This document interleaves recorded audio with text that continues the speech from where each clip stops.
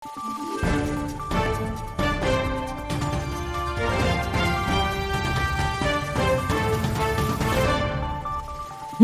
araw, Pilipinas! Ito ang Valiente News, hatid sa inyo ng Office of the Vice President.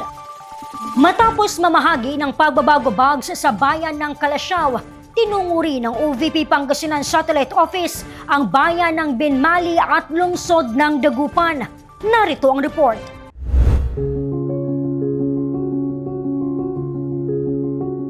Sinuyod ng Pangasinan Satellite Office ang Lomboy Elementary School sa Binmali, Pangasinan upang iabot sa mga mag-aaral ang kanilang pagbabago bags. Ayon kay Teacher Virginia, may mga mag-aaral ang pumapasok sa eskwela na kulang sa kagamitan tulad ng panulat.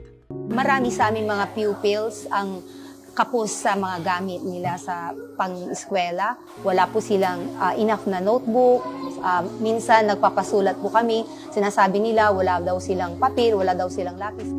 Nakatanggap din ng mga pagbabago bags ang mga mag-aaral ng Bolosan Elementary School sa Dagupan City, na lubos naman na ikinatuwa ng mga learners. Talagang masayang-masaya po sila. Kanina po na nabigyan po sila ng mga bag na may mga lamang school supplies talaga yung mga bata. Hindi mo maipinta yung kanilang saya. Bilang isang teacher, ang saya-saya ko rin dahil nabigyan yung mga pupil ko ng mga ganitong school supplies. Maraming salamat. Sana po hindi po ito yung kahuli-hulihang pagtulong po ninyo para sa mga bata namin, para sa mga eskwela namin. Kahit kami po ay nasa malalayong lugar, no, at naaabot pa rin po kami dito sa pamamagitan ng mga establishment na offices ng ating Vice Presidente dito sa probinsya. Napakahalaga po ito sa amin, lalong-lalo na po sa ating Jera Gomez, lahat para sa Diyos, bayan at pamilyang Pilipino.